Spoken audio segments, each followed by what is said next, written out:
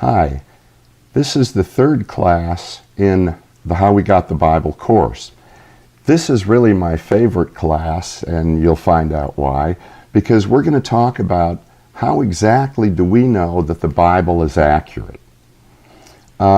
Historians have several tests which they give to documents that they can determine if they're accurate or not. And so we're going to be taking a look at some of those tests, plus a few other tests. The first test we're going to look at is the bibliographic test. And that is, how do we know that it's been translated accurately over the years? In other words, how do we know that the Bible has been translated accurately over the years? One way we know is that we can take, let's say, the Gospel of Luke. We can take a manuscript that's been dated at about 200 AD, that's when that particular copy was written, and then we can take another Gospel of Luke manuscript that was written maybe 1600 AD, and we can compare them. They're virtually identical. That can be said of no other book of antiquity. Now, yes, there are minor differences in them, sometimes in word order, but usually that just is a difference in translating from one language to another. I have several handouts here, and one of the bibliographic texts is that if you take a look at this handout, let's say Herodotus.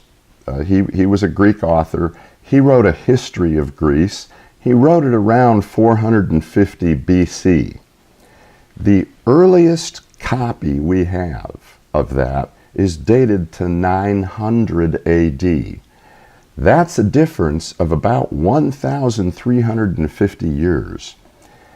How many copies of Herodotus's history do we have? 8. Count them, 8.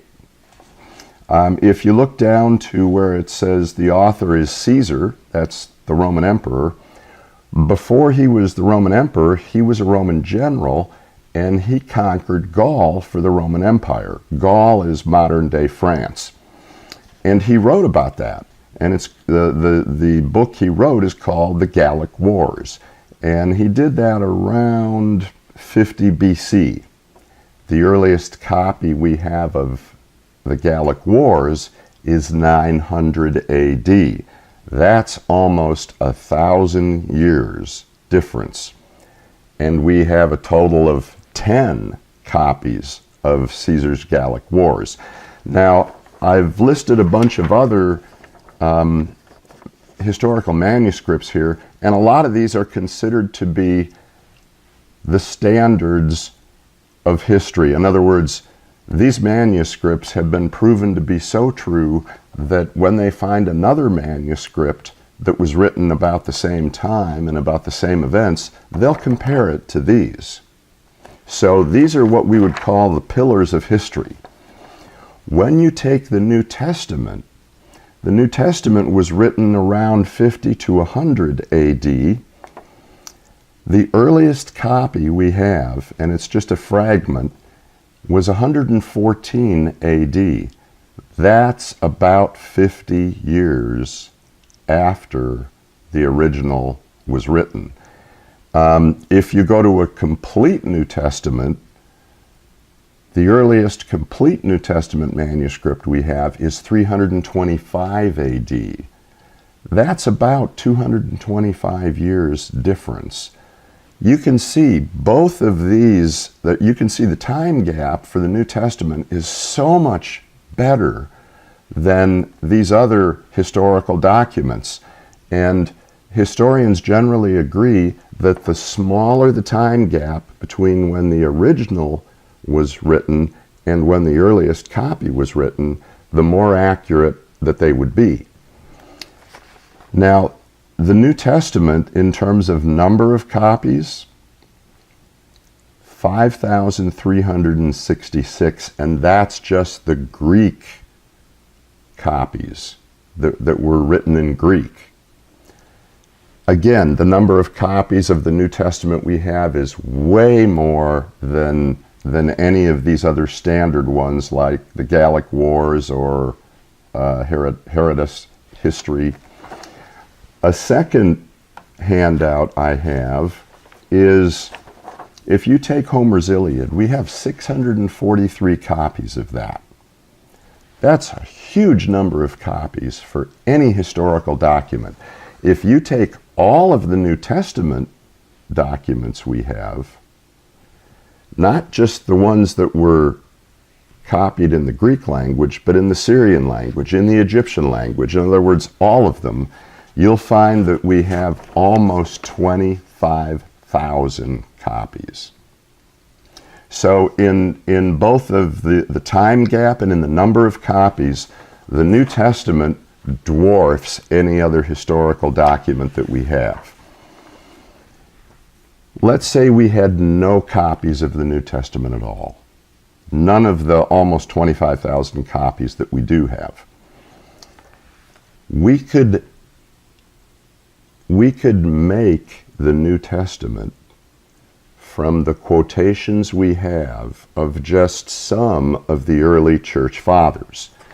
And the third handout I have is called the Early Patristic Quotations of the New Testament. These are 7 writers, early church fathers, who quoted from the Bible. The first one is Justin Martyr. You can see from, he quotes 268 times from the Gospels. Then he quotes from Acts, the Pauline epistles, the general epistles, the book of Revelation. He makes a total of 330 quotes from the New Testament.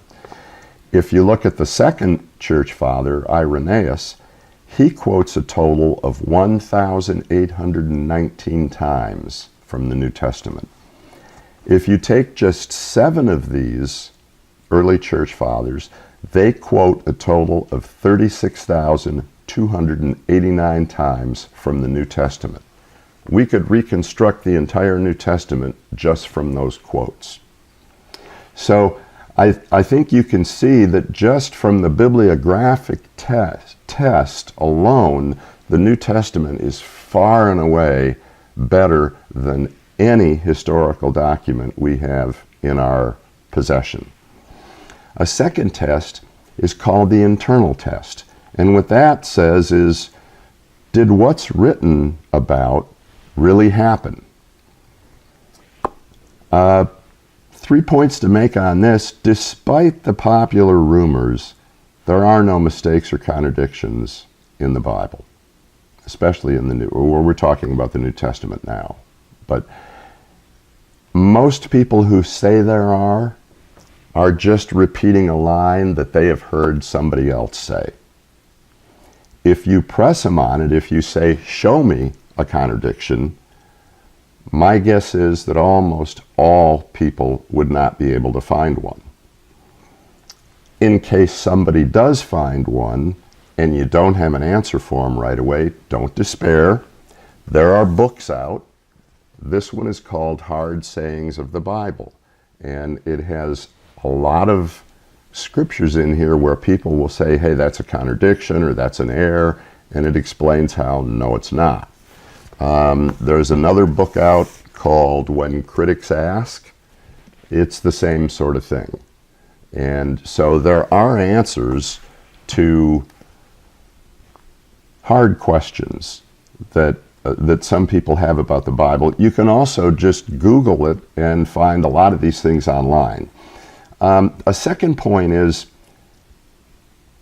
when the disciples wrote the New Testament, like when Luke wrote his account, he couldn't afford to risk inaccuracies because there were a lot of people who would be only too glad to point them out, specifically the Jews.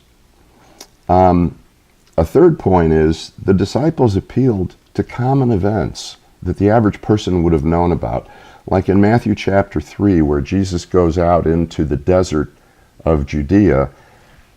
You know, when Matthew wrote that, if there was no desert in Judea, people would have said, hey, there's no desert in Judea. That's an error. When Luke talked about John the Baptist. If there really wasn't a guy named John the Baptist, people could have pointed that out. So, there's just a whole lot of facts like that they had to be very careful about, because people would have loved to have jumped on anything to disprove this new religion, if you will. One of the biggest things is the empty tomb. When Jesus rose from the dead, the tomb was empty.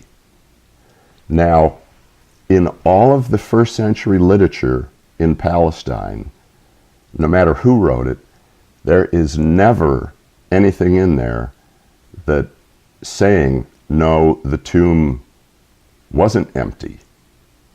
Why? Because anybody could have gone to the tomb and seen that it was empty.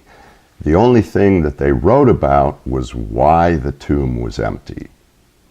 So, the Bible, especially the New Testament, passes the internal test. There are no contradictions, there are no inaccuracies, so it passes the internal test. A third test is the external test, and that is, do other historical material or materials agree or disagree with the Bible?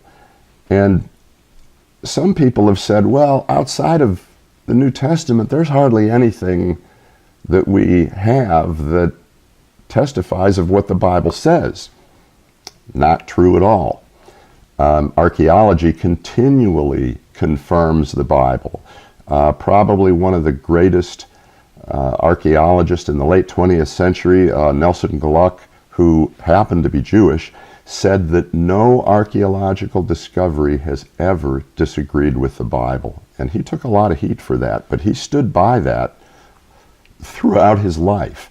Some archaeologists have used the Bible to uncover whole nations or whole people groups.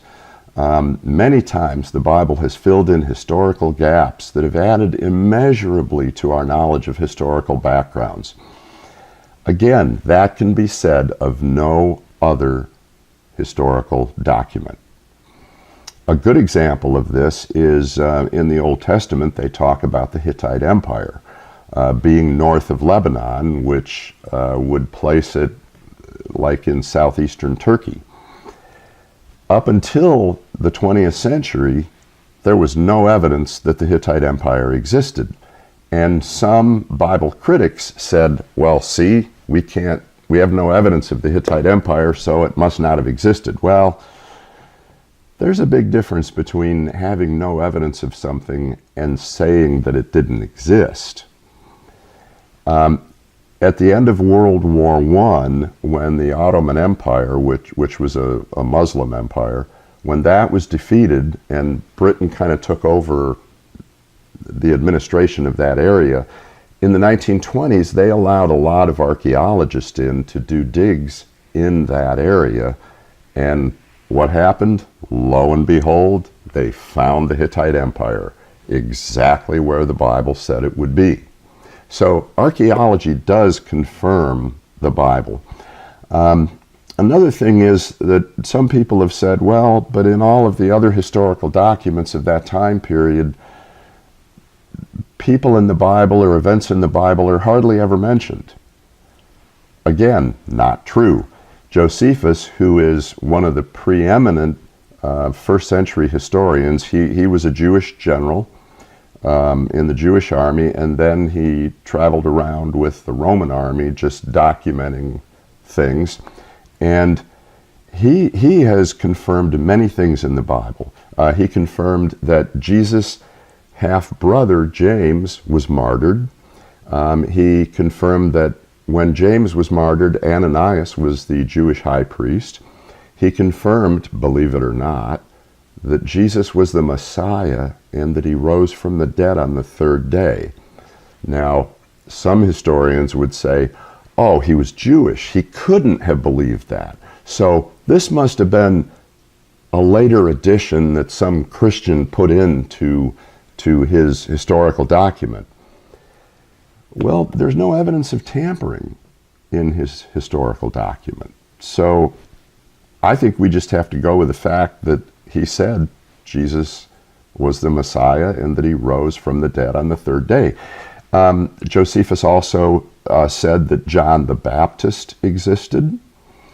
Also, there were several first century Roman contemporaries who lived in the Roman Empire in that time who confirmed various aspects of the New Testament. People like Tacitus, Suetonius, Pliny the Younger, even the Roman Emperor Trajan, Lucian. Even the Jewish Talmud has things in it that confirm the existence of Jesus Christ and Christianity. Caiaphas's tomb, the high priest when Jesus was crucified, has recently been found. They also found the pool of Bethesda. That's been discovered. The Ebla tablets, which were found in the 1970s in northern Syria, have confirmed many physical places that the book of Genesis mentions. So there's a lot of extra biblical proof of things about the Bible from people in that time period. Also, many of the early church fathers were excellent historians. Again, I refer you to Luke chapter 1, verses 1 to 4, and this is the reason that Luke wrote his gospel. Many have undertaken to draw up an account of the things that have been fulfilled among us, just as they were handed down to us by those who from the first were eyewitnesses and servants of the word. With this in mind, I myself have carefully investigated everything from the beginning. I too decided to write an orderly account to you, most excellent Theophilus, so that you may know the certainty of the things you have been taught. Eusebius, who was a 4th century church historian, wrote volumes of stuff that historians have said, yeah, this is pretty accurate stuff. This gives us a real handle on what happened in the early part of the 4th century. So archaeology confirms the Bible. Again, this can be said of no other historical book of antiquity. No other book has all the wealth that the Bible has in it of history. A fourth proof of the Bible is fulfilled prophecies. Now, this is going to be kind of hard. I do have a handout of this, so I'd like you to look at that handout. Unlike any other book, the Bible has thousands of accurate predictions. But to really discuss them, I need to give you a math lesson at first. Oh no, not math. Yes, math. This is concerning exponents. Stay with me for a few minutes, okay? The number 10, when you write that, you just write a 1 and a 0. If you want to write that number with exponents, it would be 10, and then you write the superscript number 1 up to the right of the number 0. So it would be 10, and then a little 1 up here. That just means there's 110. When you have the number 100, that's 10 times 10. So there's 2 10s now. So the number 100 can be written exponentially as 10 with a superscript 2 up to the upper right-hand corner of the 0, or 10 squared. That means 10 times 10, or 100. If you have the number 1,000, that's 10 times 10 times 10, or 10 to the 3rd power. And that would be the number 10 with the superscript 3 up by the upper right-hand corner of the 0. 1,000,000 would be 10 to the 6th power. And that would be the number 1 followed by 6 zeros. So if you have one chance in a million of something being correct, you'd have one chance in 10 to the 6th power of being correct. Not a very good chance. Okay. Now that you're all mathematicians, scientists have defined the word impossible mathematically. They say if you don't have one chance in 10 to the 53rd power, that is, if you don't have one chance in the number 1 followed by 53 zeros, it will never, ever happen. Now let me test your knowledge of exponents. If you had one chance in 10 to the 54th power, what would you have? Well, that means you have one more 10 to impossibility. So one chance in 10 to the 54th power would mean it's 10 times impossible, which really doesn't make much sense, because if it's impossible, it's never going to happen. But if it's one chance in 10 to the 54th power, or the number 1 followed by 54 zeros, that means it's 10 times impossible. One chance in 10 to the 55th power would mean that it's 100 times impossible. Now, again, these numbers I know are kind of, they're beyond our comprehension. The reason I'm telling you all this is for this reason. Peter Stoner, a college professor back in the 1950s and the 1960s at Pasadena City College, he would teach, he taught astronomy courses, but he also taught statistics courses.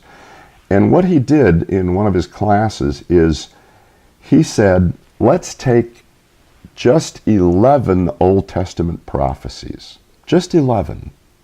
Now, some of them had multiple predictions, but it was just 11 of them. And he gave his statistics class the job of figuring out what would be the chance of all 11 of these prophecies happening exactly as the Bible said they would, if it was just pure chance. In other words, if there was no God, what's the chance of these happening just by pure chance? They came up with one chance in 10 to the 59th power. That is 1,000,000 times impossible. And that's just 11 Old Testament prophecies. He then said, okay, look, there are over 300 prophecies in the Old Testament that talk about the coming Jewish Messiah. All of them, all of those prophecies that specifically talk about the suffering Messiah were accurately predicted and fulfilled by Jesus.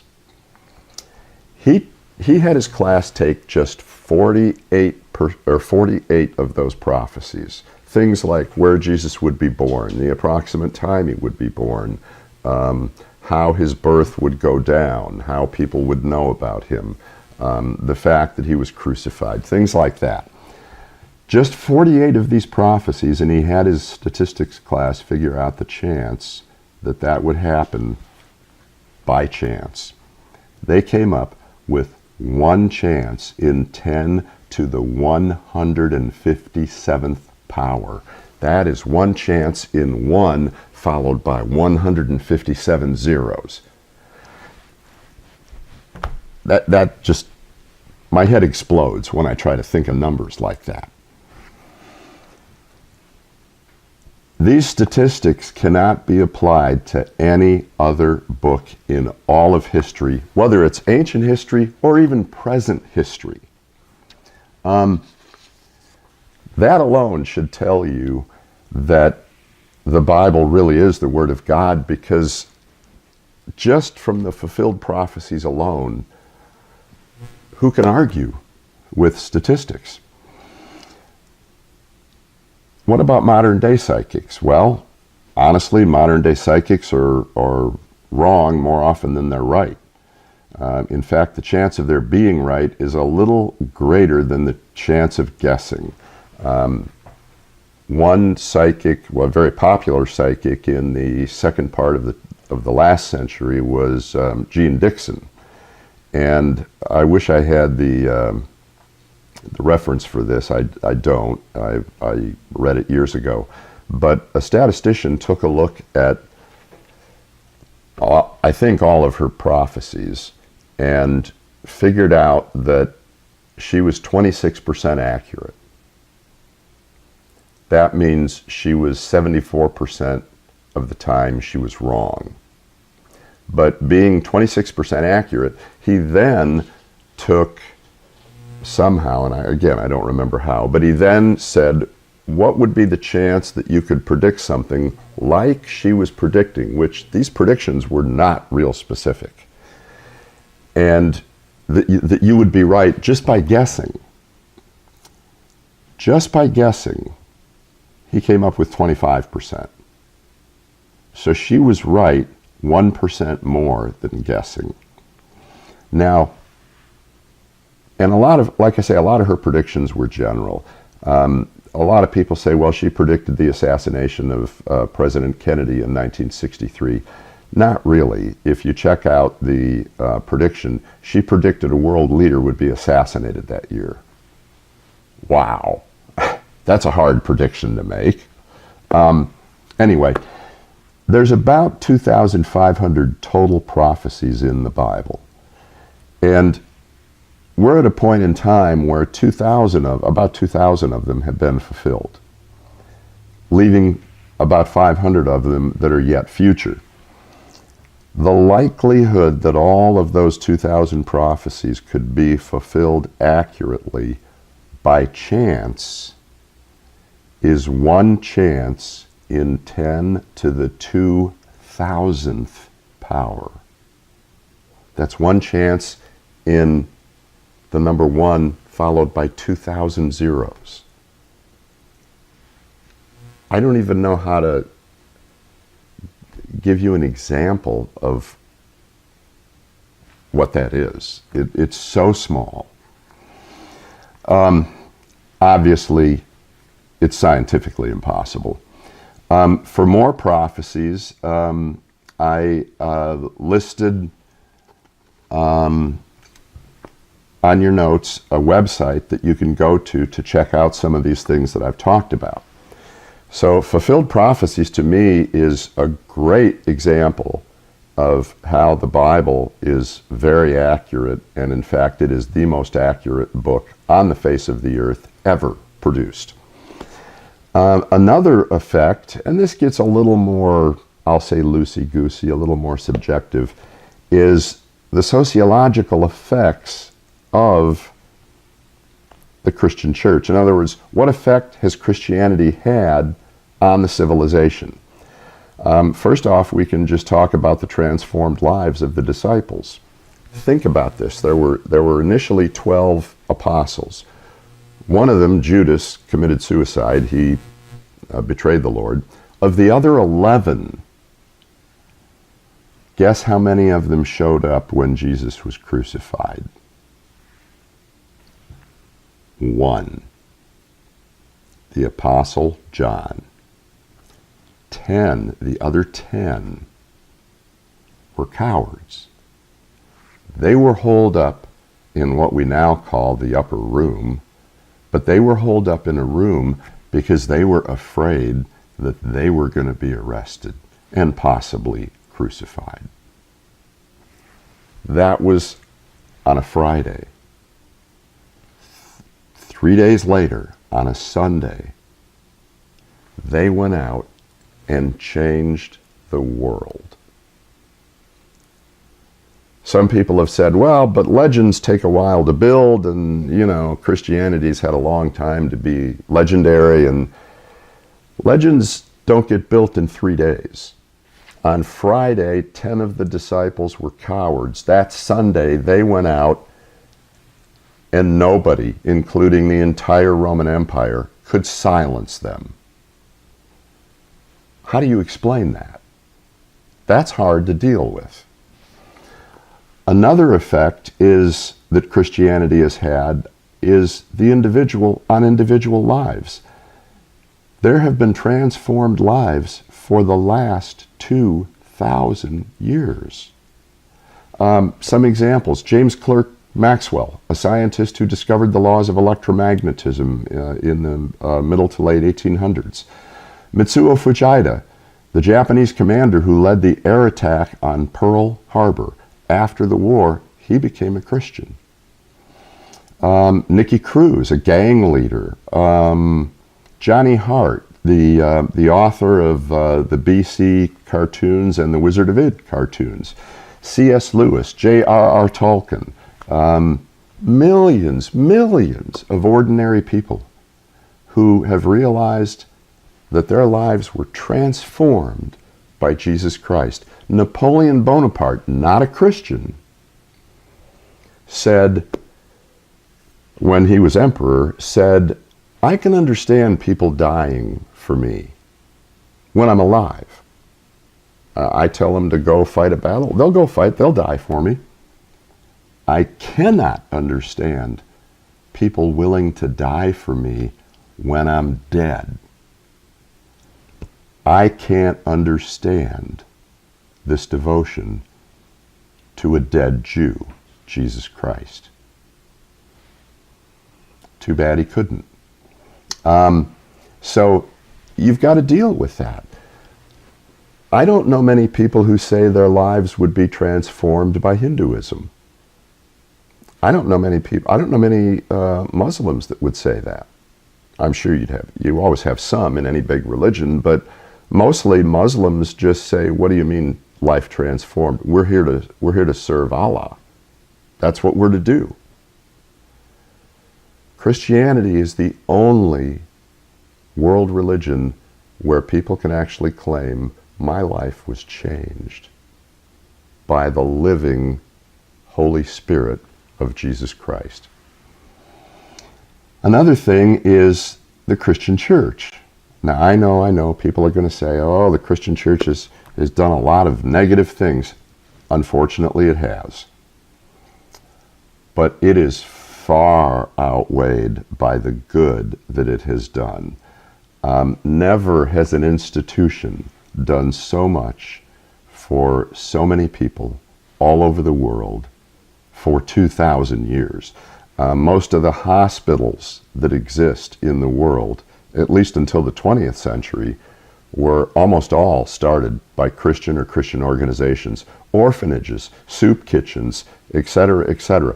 No matter where you go, almost all of these things were started by Christians or Christian organizations. Missionaries have brought both physical and psychological and spiritual help to tribes that the rest of the world couldn't care less about. They have taught them how to read. They have educated them. Today many churches have care ministries such as marriage counseling, small group care, child care, parenting help, substance abuse help, etc., etc., etc. Name me one organization, one, that has done all that. And especially for the last 2,000 years. Only recently in the 20th century did governments start to get into that. So when you add up all these things that the Christian church has done, it has been an incredibly good thing for the world. It has civilized people and tribes. Many missionaries went to cannibalistic tribes and they civilized them. And that takes a lot. And many missionaries paid for their lives with that. Probably the most famous is Jim Elliot. In the mid-50s, went down to South America to the Auca Indians, and he and several of other of his missionaries were murdered by the Auca Indians. His wife stayed down there and eventually got to know the Auca Indians and pretty much led them to the Lord with other missionaries with her, but she personally led the guy that killed her husband to the Lord.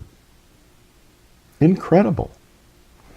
There are also a few other things. Because of Christianity, freedom has dramatically increased in the world. One of the Roman historians, Edward Gibbon, who was no friend to Christianity, he said that the death of the gladiatorial games can be only laid at the feet of Christians. The gladiatorial games were outlawed by the Roman emperor, I think it was in 404 AD, and it was specifically because of the Christian influence on him. Women have been elevated to, and let me go back. Slavery throughout much of the world was ended by Christian or Christian organizations. It was ended in Britain peacefully, mostly by William Wilberforce and this group of people that he had supporting him and praying for him. Slavery here in America, while we had to go through a terrible civil war for it, 2/3 of the abolitionist movement in the North was made up of Christians and Christian ministers. So, in fact, if you take a look at today, where you find most of your slavery, it's in non-Christian nations, or nations that don't have a significant Christian influence. Where Christians have had a significant influence, there is a lot more personal freedom. Women have been elevated to an equality with men due to Christianity. Galatians 3:28 says, we're all equal before God. Men, women, slaves, free people, you name it. We are equal before God. Women don't have to come through men to go to God. They can go to God direct. Before Christianity, in the Roman Empire and in the Greco-Roman world, women were at best second-class citizens. I was amazed when I really got into studying this at how badly women were treated back then. In fact, one book that I can highly recommend is How Christianity Changed the World by Dr. Alvin Schmidt. Education for the common person is a result of Christianity. Yes, Greece had education, they had little schools, but they were for the kids of the elite and powerful and some of the military leaders. They weren't for everybody. Christianity looked at that and said, wait a minute, everybody's equal before God. If we want people to have the Bible in their own language, they've got to be able to read. So Christianity made a big push over the years for universal education that didn't exist before. Healthcare for the common good, or for the common person, is a result of Christianity. Did they have doctors before? Sure they did. But they were mostly for the rich and elite. Christianity was the actual first world religion to start a hospital for the common people. And, you know, we can look back on that now and say, wow, that was pretty rudimentary back then. Well, sure it was, but it was much better than those people had back then. That was started by Christian and Christian organizations. Even today, most of the hospitals in the United States were started by Christians or Christian organizations. So, you know, when you look at all these things, the proof to me is that, yes, this Bible is the most accurate book we have in existence, and it has had an effect on much of the world, whereas no other religion has had that. I also list on the very last page, I list a page of references where I have websites that talk a lot about what I have said. I also have had recommended books here. The one book I did recommend to you was not on here, and that is How Christianity Has Changed the World by Dr. Alvin Schmidt. I also have just a timeline of what we're going to discuss next week concerning the Apocrypha and the Pseudepigrapha. We'll talk about the books that didn't make it into the Bible. So that's it, and we'll see you next week.